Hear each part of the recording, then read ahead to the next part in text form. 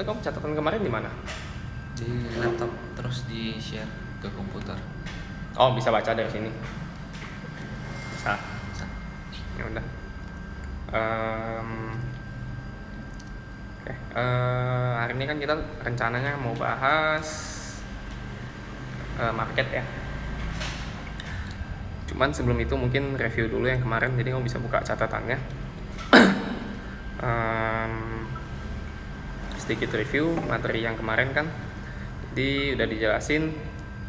Pertanyaan umum kan biasa soal bedanya saham dengan forex atau kayak binomo atau all in trade, iklan-iklan di YouTube lah. YouTube ad kan banyak tuh, all in trade atau apa. Nah, bedanya apa kemarin udah dijelasin ya. Jadi tergantung jenis pasar. Secara umum jenis pasar itu ada pasar modal yang produknya kemarin itu ada saham, obligasi, sama reksadana.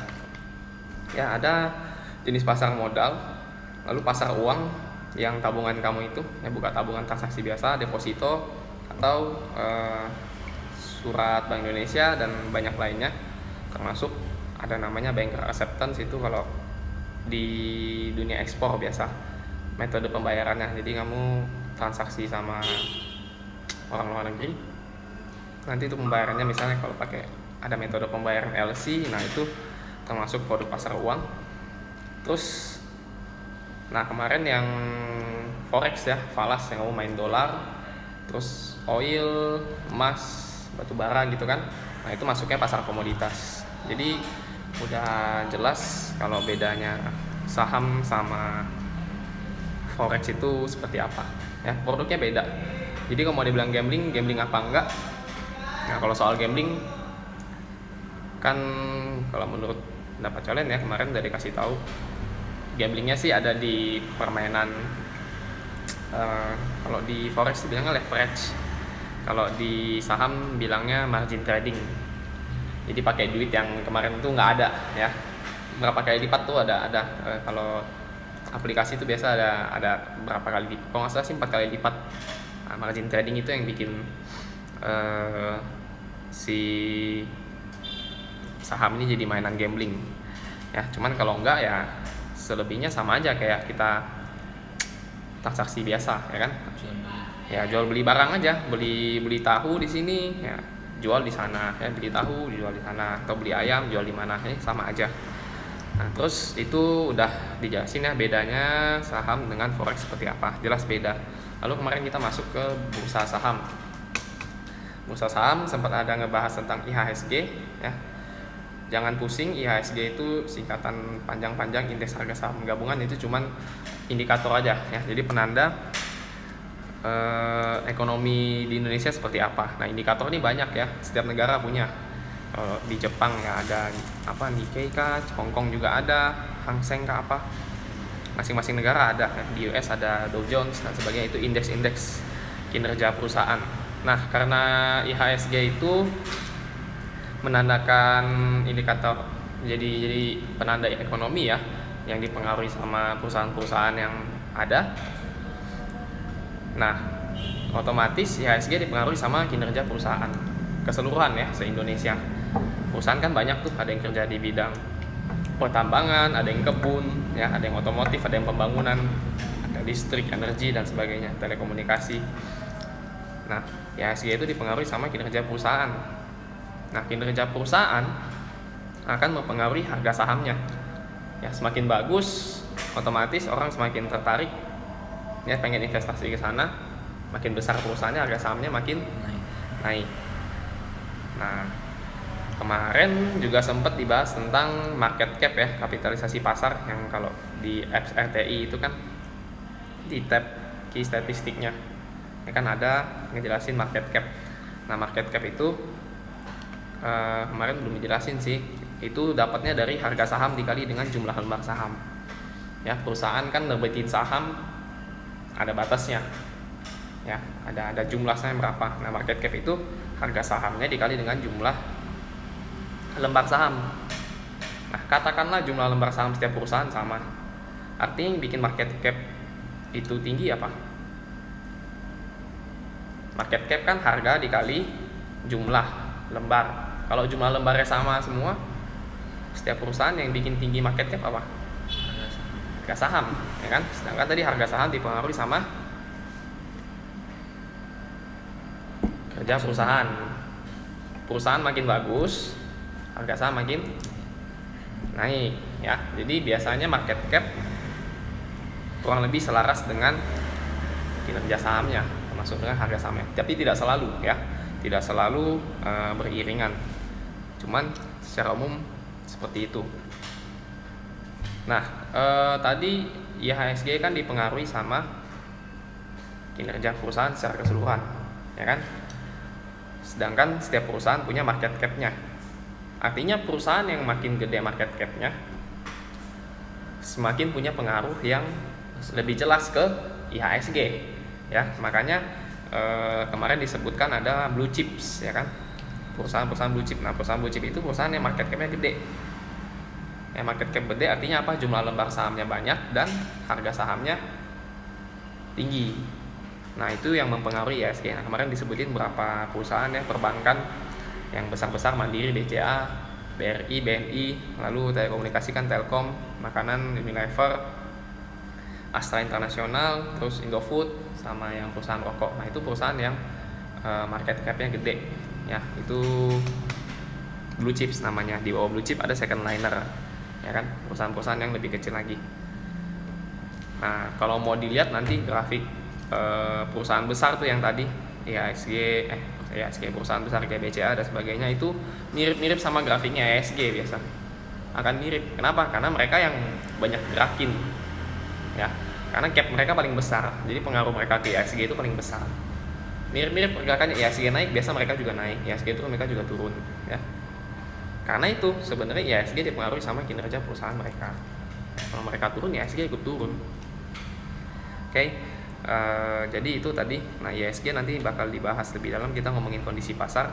Terus kemarin dijelasin secara dasar ya, masuk ke bagian sahamnya. Untuk kita bisa berdagang saham kan ada bursanya, ada shopping mallnya di BRI, ya. Di BRI itu bursa sahamnya, tempat kita belanjanya.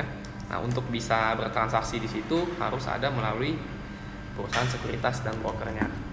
Nah, perusahaan sekuritas itu yang menjadi izin masuk kamu, ya. Otomatis yang belum dijelasin ini kemarin, untuk bisa terjun di shopping mallnya saham harus punya namanya rekening efek, ya, rekening dana nasabah, RDN kalau nggak salah. Nah, rekening ini beda dengan rekening yang kamu bikin biasa buat yang sekarang ada ya, buat transaksi, buat beli jual barang online dan sebagainya. Nah, itu beda rekeningnya. Nah, RDN ini mungkin jelasin dikit buat yang belum punya atau belum masuk ke pasar saham, ya. Jadi kalau mau transaksi saham harus punya RDN. Nah, RDN ini buatnya gampang sekali, cuman perlu KTP sama NPWP. NPWP pun kalau nggak ada bisa, ya. Jadi NPWP itu kan nomor pokok wajib pajak. Jadi buat kayak identitas kamu kalau mau bayar pajak nih, ada keterangannya, kamu pekerjaannya apa dan sebagainya. Nah, itu urusan pajak, urusan ke ekonomi juga nanti ada adanya lah, ada sangkut pautnya dikit. Nah, cuman yang jelas tadi kalau mau ikut di pasar saham harus punya RDN. Ya, RDN bikinnya gimana? Tinggal ke kantor sekuritas atau bank kamu, terus udah minta bikinnya cuman kasih KTP sama NPWP. Nah, NPWP juga bikinnya gampang. Dan pengangguran, waktu itu pengangguran juga bikin bisa. Ya, bilang petugas pekerjaannya apa, ngajar-ngajar doang. Ya, kayak bilang kayak ngajar les terus dibikinin, selesai, udah nggak pusing, ya. Karena NPWP itu cuman kayak nanti kamu bisa bayar pajaknya jelas gitu, terdata kamu bayar pajak. Nah, lalu itu tadi singkat ya soal review materi kemarin dengan tambahan sedikit kalau yang mau invest tapi belum masuk. Nah, lalu sedikit gambaran aja, investasi kan berarti ada salah satunya di saham, ya kan. Kemarin udah dijelasin produk pasar modal. Nah, investasi itu beda ya, ada main di pasar modal kayak saham, obligasi, reksadana dan sebagainya. Ada juga bisa kita di tabungan, ya, di pasar uang. ada tabungan kamu atau deposito.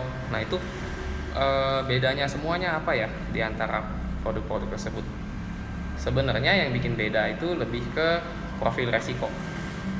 Ya, resikonya seperti apa?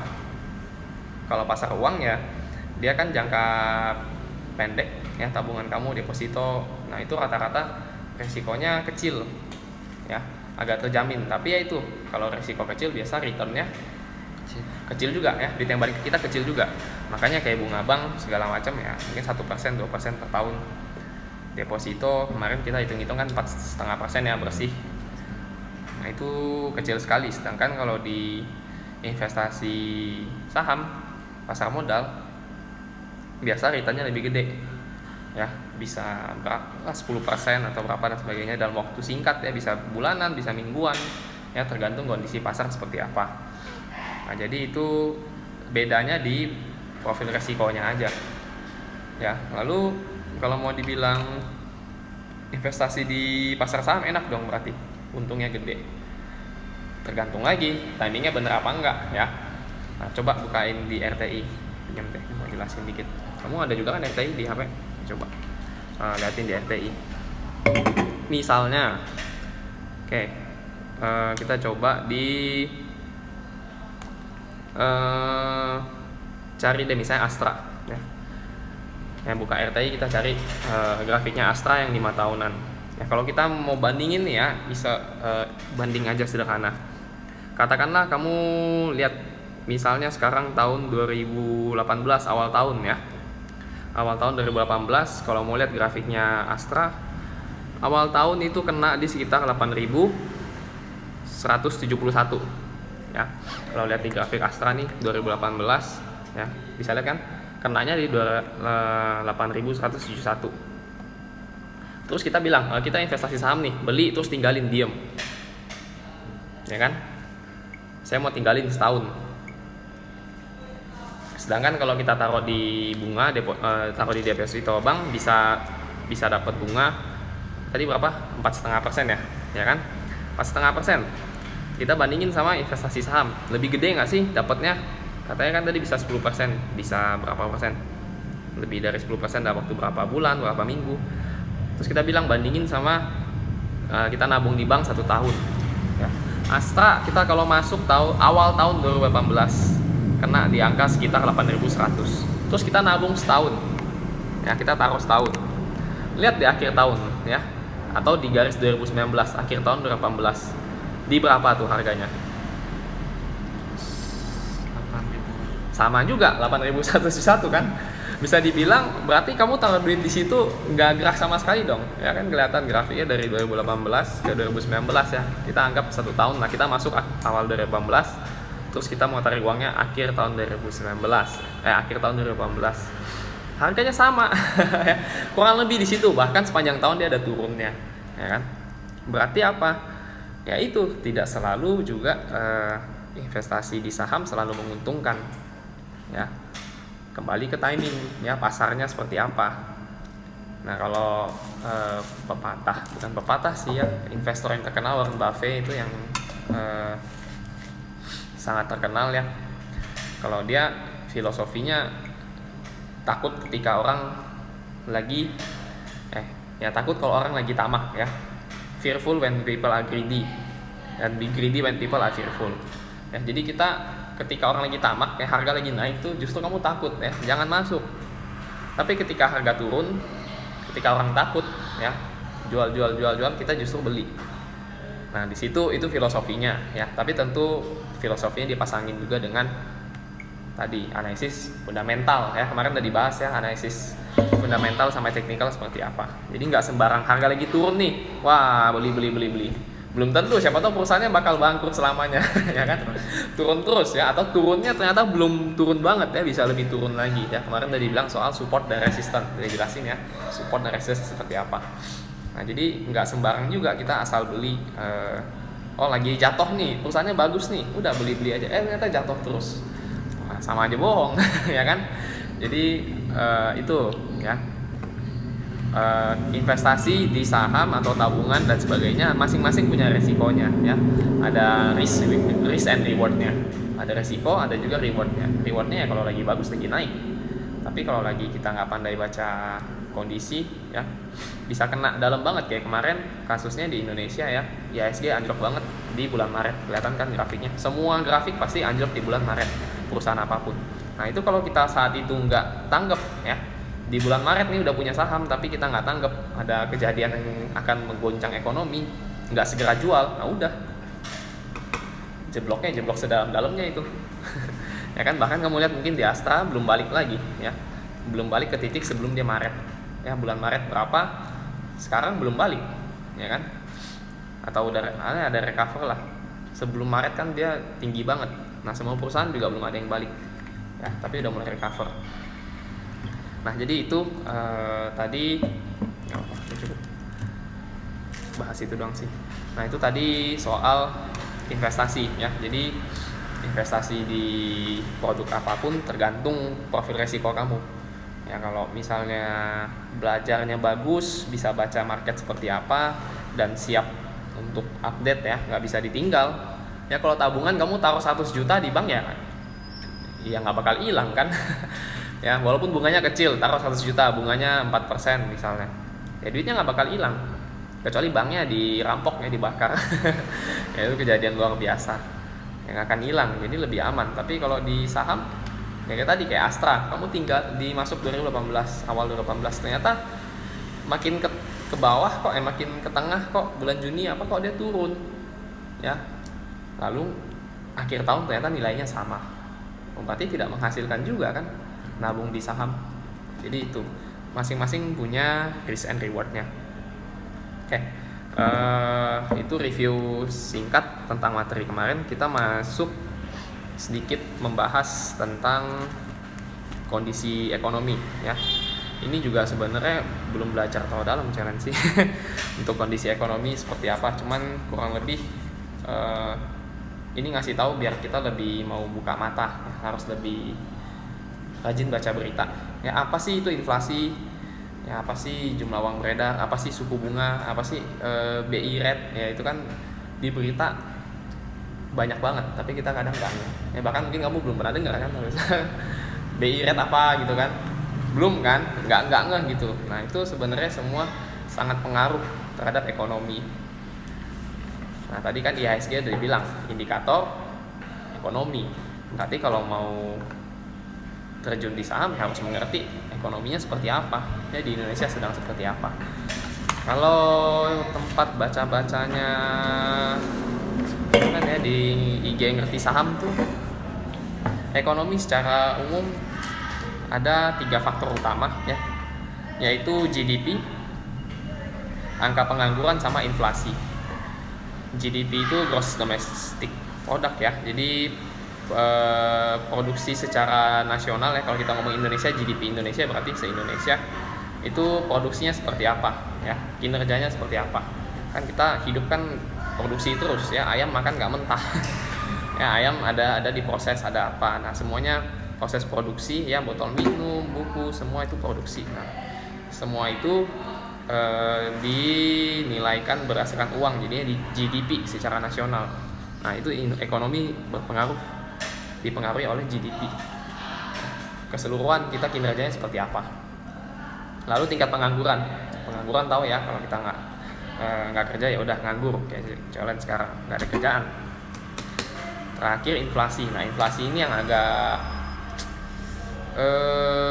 sebenarnya saya kurang paham juga sih, belum terlalu master, tapi intinya kemarin kamu juga udah sempat jelasin ya, uang 100.000 sekarang ya 2014 dengan 2020 itu sangat beda sekali.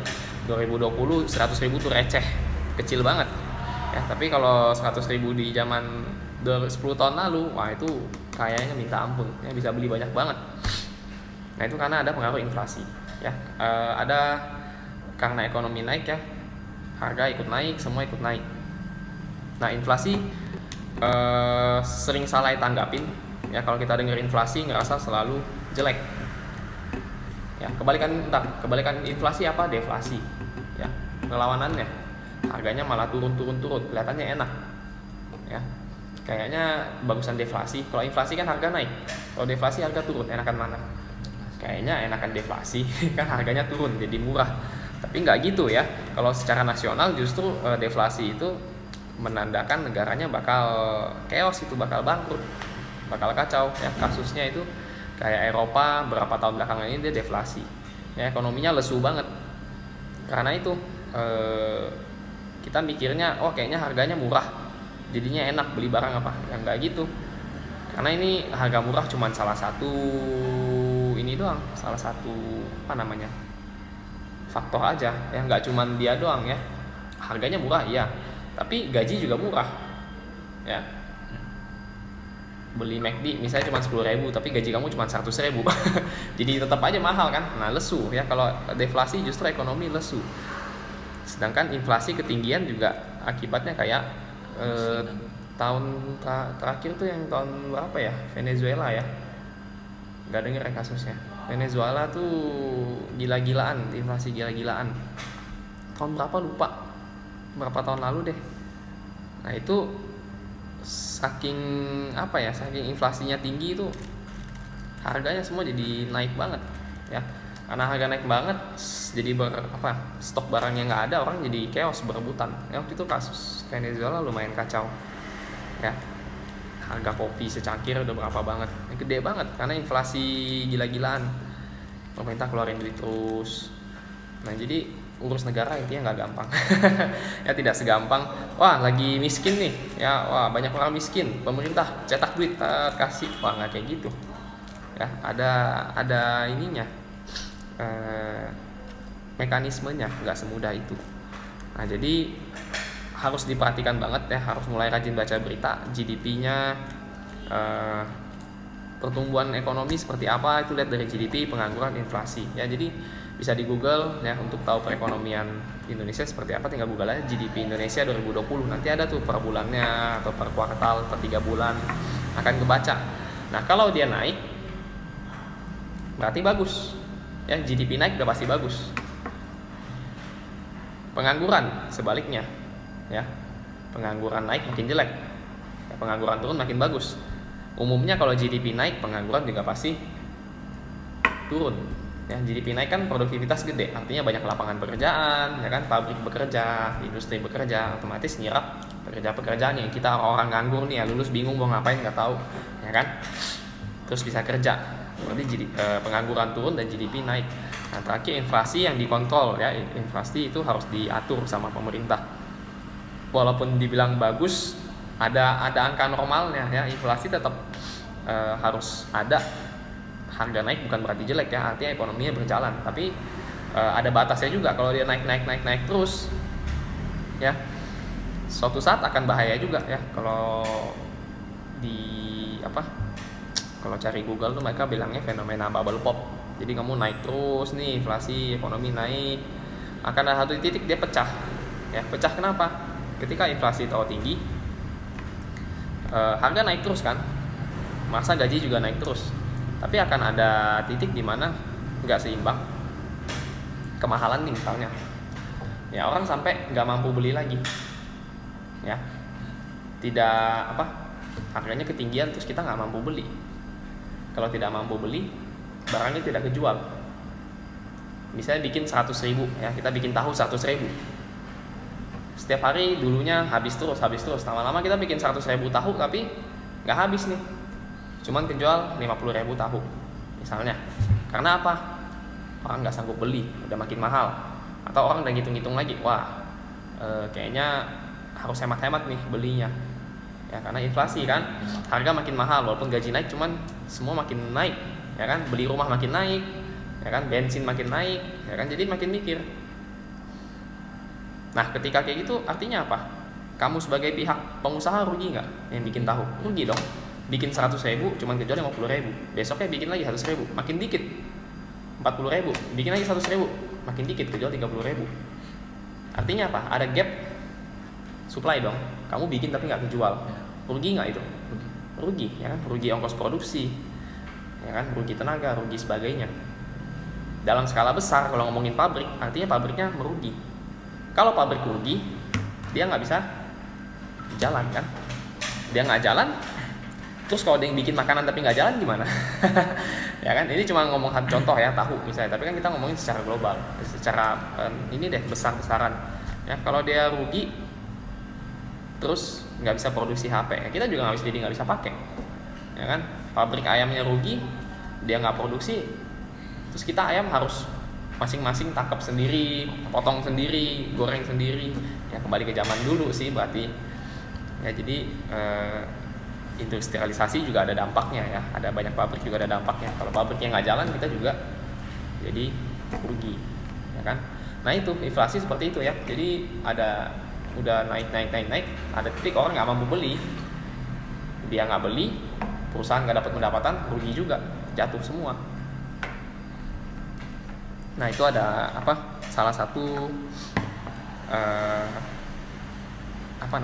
ya harus dipahami ya, kayak ekonomi global, jangan global deh, nasional dulu ya. Dalam negeri kita harus ngerti seperti apa. Kalau kita nggak ngerti kayak gitu ya, misalnya inflasi kan, kita investasi saham, inflasi naik, wah bagus nih, harga naik nih ya kan. Terus kita nggak ngeh dengan adanya bubble pop ini ya, tiba-tiba ekonominya runtuh, jeder, nyangkut kita kan, udah beli di harga segini, inflasi, wih bagus, harga saham naik, tapi kita ya udah nabung aja ya, ntar juga makin naik lagi, nggak nyadar kalau inflasinya sudah sampai level yang bahaya kan, jatuh. Pas jatuh kita juga nggak nyadar, masih main-main ya, karena mikir investasi tinggal aja diem nggak apa-apa, tapi kita nggak paham ekonomi, ceter, udah jadinya malah rugi, bukannya mau untung kan. Nah itu kembali lagi ya tadi soal perbedaan investasi di saham sama tabungan, bedanya apa? Salah satunya resiko seperti itu. Resiko bisa ditutupin nggak? Bisa, kalau minimal kita update berita ya, minimal kita cari tahu nih ya kan, GDP-nya naik nggak, inflasi aman nggak ya, pengangguran makin bagus nggak, makin ketahan nggak. Nah kalau kita bisa minimal up to date dan paham gejala-gejalanya ya, resikonya bisa dikurangin ya. Jadi bisa kayak tadi, udah ngeliat tanda-tanda bahaya nih, inflasi bakal jatuh nih, bakal gede nih ya udah jual di sini, keluar, nggak usah main saham lagi. Ketika dia beneran jatuh ya udah, selamat kamu ya kan. Dia jatuh, kita masuk ke investasi lain. Nah investasi tadi kan udah jelasin ya, nggak cuman di saham, ada tabungan, ada deposito ya kan, ada tabungan, deposito, ada saham. Nah itu kita lihat timing ya, mana yang timingnya bagus untuk masuk. Nah itu juga akan pengaruh ke tadi kalau udah dibahas interest rate ya, BI rate, suku bunga acuan dari BI. Nah suku bunga acuan itu apa ya? Suku bunga ya, kamu nabung kan dapat bunga kan, makin tinggi makin bagus apa enggak? Bagus kan ya, kita nabung makin banyak kan, makin dapat duit balik kan, makin gede kalau bunga BI rate naik. Nah itu juga jadi kita harus mantengin ya. Jadi kita harus ngelihat ketika BI rate naik ya, ketika suku bunga itu naik, biasanya saham ikut turun. Kenapa? Ya kita nabung di bank ya, deposito atau apa, bunganya lebih gede daripada kita di saham. Nah kan bunga nggak lebih gede banget sih, cuman istilahnya bunganya naik, tapi kan pasar uang tadi kan resikonya lebih kecil ya kan. Kalau pasar uang aja gagal nih ya, kita nabung di bank nggak dapat bunga nih, gagal nih, itu udah berarti negaranya udah mau hancur tuh. Ya bank sentralnya aja nggak bisa bayar bunga kamu ya kan, itu kayak ekonomi udah hancur. Makanya bisa dibilang aman, sebenarnya bukan aman ya. Kalau dia nggak bisa bayar bunga kamu, itu bukan kelewat aman lagi, kamu udah, negara emang udah jatuh miskin. Ya jadi ketika hancur memang hancur banget, cuman secara umum aman. Nah kalau suku bunga acuan naik, biasanya harga saham ada yang turun. Kenapa? Orang lebih milih untuk investasi di pasar uang ya. Sama kayak tadi ya, ketika inflasi pecah ya. Kalau orang yang tahu nih udah keluar nih, dia harga mau pecah nih, dia keluar. Ketika ini udah anjlok, turun lagi, nah dia biasa lari ke investasi pasar uang ya kan, biasanya gitu ya. Karena orang kan, pemerintah kan juga ada tindakan pasti ketika pasar saham atau ekonomi secara umum ada perubahan, pasti berubah tuh. Nah jadi kamu harus mantengin juga, kadang BI rate lagi naik apa turun ya, itu juga akan mempengaruhi ekonomi negara ya. Keputusan BI rate itu juga sebenarnya untuk menjaga ekonomi negara ya. Ketika lagi inflasi, nah suku bunganya entah dinaikin entah diturunin, diatur lah supaya nggak berlebihan inflasinya ya. Biasa kalau inflasi sih kayaknya suku bunga dinaikin kalau nggak salah ya, jadi menekan orang untuk belanja ya. Kalau inflasi kan kita berarti sering belanja ya kan, harga naik ya. Makin orang sering belanja, yang jualan makin seneng nggak, makin seneng makin naikin harga ya kan ya. Kamu bikin tahu 1.000, wah orang laku banget, yang mau beli 2.000 orang, kamu naikin harganya, orang kejar terus. Nah ketika inflasi tinggi sih biasa suku bunga kayaknya ditinggiin kayaknya, kalau nggak salah ya aturannya gitu. Kalau inflasi kita suku bunga BI dinaikin supaya apa? Orang jadi pengennya nabung ya, supaya orang jadinya nabung bukannya spend. Tapi itu lupa juga ya, feeling doang feeling doang dari belajar. Nah itu salah satu yang dipahami ya. Jadi kalau kita mau investasi saham harus ngerti sama ekonomi nasional minimal banget ya. Kalau mau lebih jago lagi apa, lihat ekonomi nasional, internasional ya, di luar seperti apa. Karena sama kayak ngomongin IHSG ya, tadi ngomongin indikator ekonomi yang dipengaruhi sama perusahaan-perusahaan besar. Kalau kita ngomongin dunia, satu bumi ya kan, satu bumi berarti besar lagi kan, ada yang lebih gede lagi ya kan. Blue chipnya dunia tuh apa? Amerika ya, blue chipnya dunia tuh apa? Amerika sama China, yang dua negara terbesar. Nah itu artinya apa? Ekonomi mereka mempengaruhi sama ekonomi kita ya. Market cap mereka lebih gede, duit mereka lebih besar dibandingin sama kita. Otomatis apa yang terjadi di mereka pengaruh ke kita, walaupun kita nggak ada hubungan yang jauh ya kan, tapi pasti ada hubungan. Kenapa? Karena kita juga ada bisnis dengan mereka ya kan, ada ekspor ada impor, betul nggak? Kan kita dapat duit dari situ juga, mereka dapat duit juga dari situ ya. Mereka ekspor ke kita ekspor ke mereka, nah pertukaran barang. Artinya perekonomian mereka pengaruh sama kita. Kalau mereka perekonomiannya lesu ya kan, mereka ekonominya nggak bagus, mereka nggak bisa beli barang dong dari kita nggak bisa ekspor ke mereka dong, pendapatan kita juga kurang, GDP turun dong kalau nggak ada pendapatan.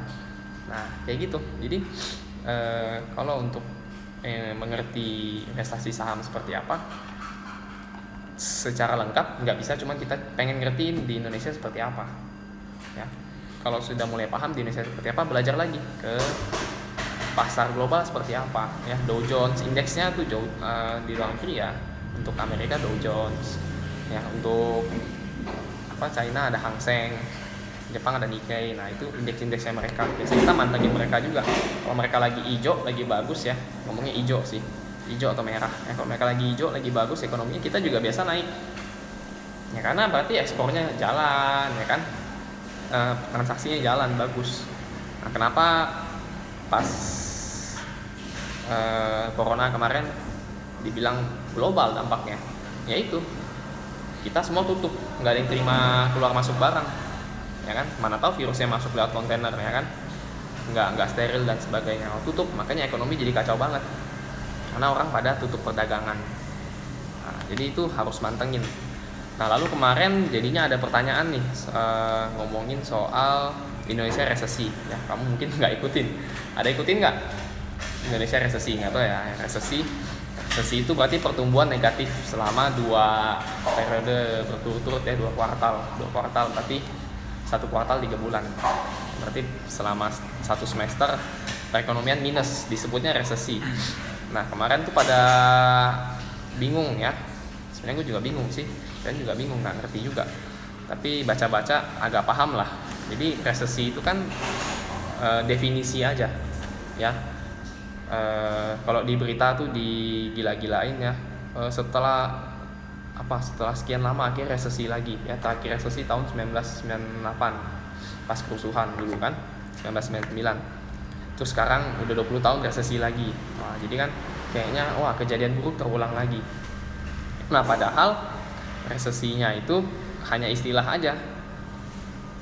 Nah, jadi orang kemarin pada bingung kenapa kalau kita disebut resesi, Tapi kok IHSG naik, ya kan? Kalau tadi kamu lihat bentar di RTI kan, IHSG-nya warnanya hijau kan? Plus hijau, bukan merah. Kalau lagi turun kan merah, tadi kan hijau tulisannya. Hijau dia naik. Kenapa resesi tapi naik? Kok bisa ekonominya turun tapi malah IHSG naik? Harusnya kan turun katanya. Nah, itu ada banyak faktor ya. Faktornya banyak. Salah satunya kemarin kan pemilihan presiden US, ya kan? Biden vs Trump. Nah, kemarin akhirnya jelas tuh siapa yang menang kan? Si Biden menang. Nah, kalau ngomongin investasi saham, yang namanya investor nih, investor yang pengen masukin duit ke saham, termasuk kita, tapi kita kan investor kecil-kecilan, ya investor besar nih perusahaan gede, itu mau masuk biasa kalau sudah punya kepastian. Ya, jadi siapapun yang menang, mereka nggak peduli biasa. Peduli sih sebenarnya, cuman yang penting tuh jelas pemilihan tuh kapan selesai, akan tahu yang menang Trump atau Biden pasti ada positifnya masing-masing. Nah, cuman yang pasti mereka harus punya kepastian dulu. Yang menang nih pemilihannya kapan nih? Siapa yang menang?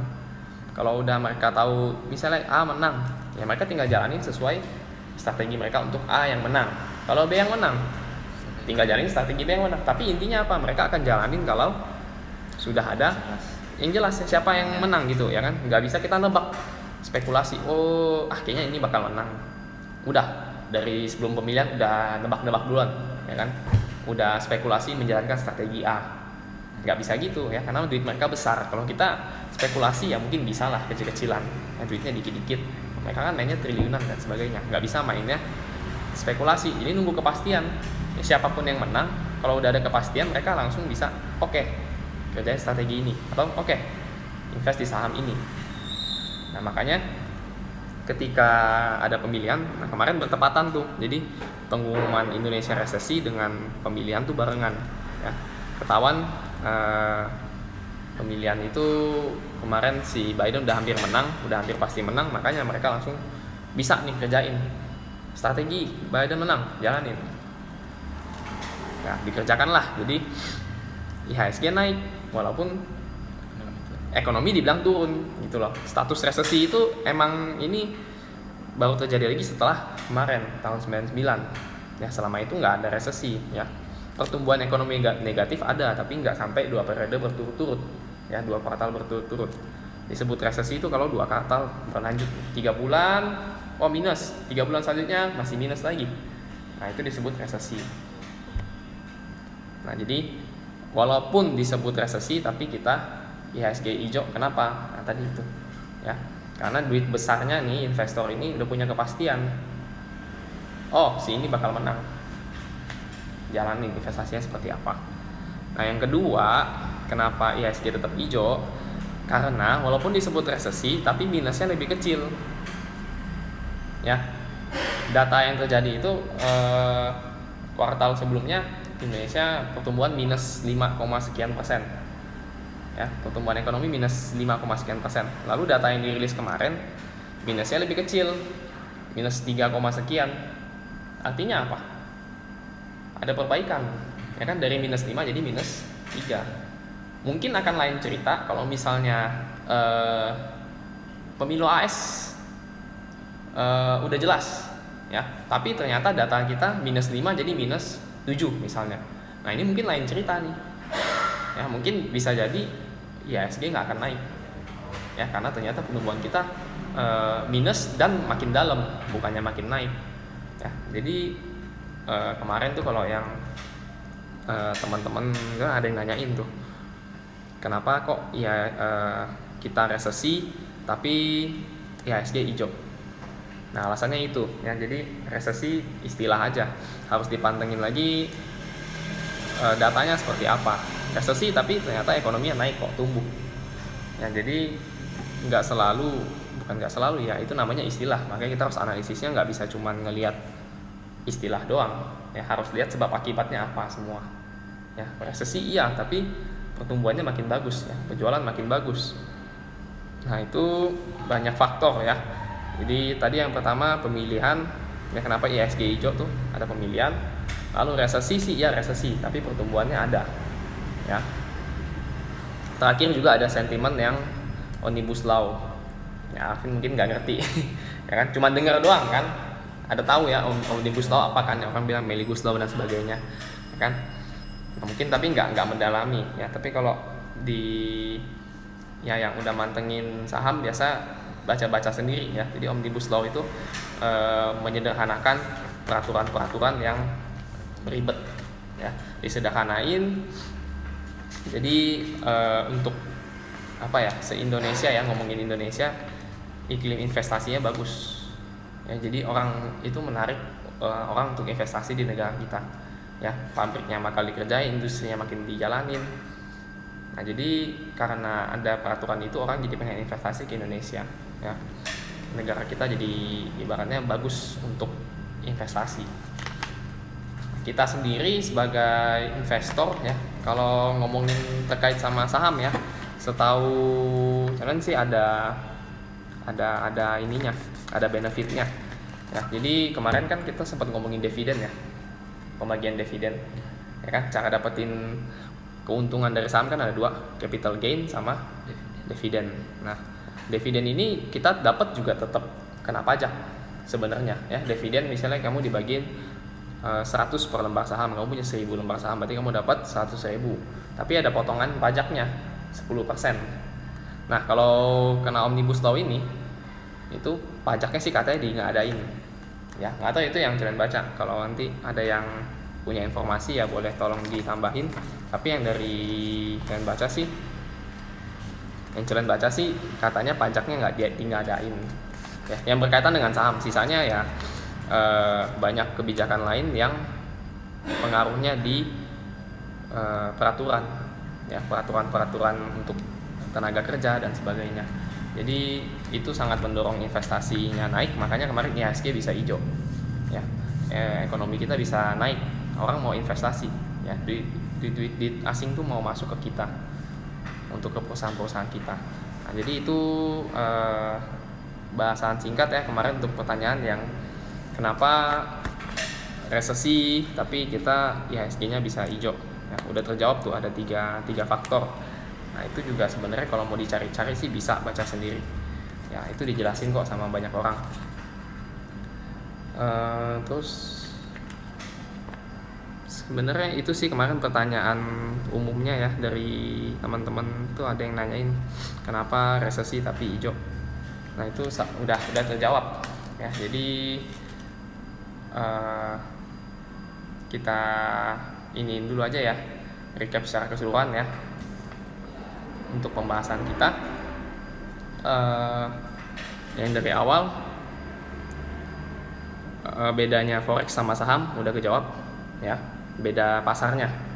Oh satu lagi, kalau di forex kita itu nggak ada, kalau di saham kan kita dapat untung dari capital gain sama dividen. Nah kalau di forex bedanya mereka nggak ada dividen ya, nggak ada dividen lah kan, dividen itu datang dari perusahaan. Forex kan bukan main perusahaan ya, forex itu main mata uang ya, beli dolar atau yen atau sebagainya, terus jualan minyak, batu bara, sama oil, coal, emas ya, emas, silver dan sebagainya.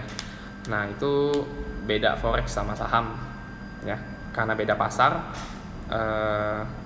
beda juga mekanismenya. Oke, terus sudah dibahas juga dasar-dasar saham ya, kemarin udah dibahas tentang fundamental sama teknikal, cuman bisa dipelajari lagi sendiri karena itu terlalu banyak sih bahasannya, dan kalian juga belum pro belum ngerti juga nih kalau untuk baca grafik sampai detail banget. Terus hari ini udah ngebahas sedikit soal gimana caranya ikut di saham ya kan, harus buka rekening dan sebagainya. Lalu kita jabarin lagi tadi bedanya investasi itu di saham dan lainnya apa, udah terbahas ya. Ada profil resiko, jadi tergantung kamu berani resiko besar apa kecil ya. Kalau mentalnya nggak bagus, terus juga males belajar, nggak mau baca-baca, ya udah nabung di bank aja, deposito itu udah paling aman ya. Tapi kalau mau belajar dan ngambil resikonya, bisa coba kalau nggak di saham ya reksadana, obligasi ya, itu returnnya lebih gede lagi. Terus tadi bahas sedikit tentang ini ya, ekonomi domestik seperti apa ya, ekonomi se-Indonesia harus ngerti tadi soal GDP, pengangguran sama inflasi. Nah, itu datanya ada semua, tinggal di Google ya, GDP 2020 misalnya, GDP sepanjang 5 tahun atau 10 tahun terakhir, kelihatan grafiknya seperti apa. Ya, data pengangguran juga ada, data inflasi juga ada. Nah, itu harus rajin dibaca-baca supaya kita ngerti perekonomian kita seperti apa dan ngerti mau invest di mana. Ya, kalau misalnya lagi bagus ya mungkin bisa investasi di saham.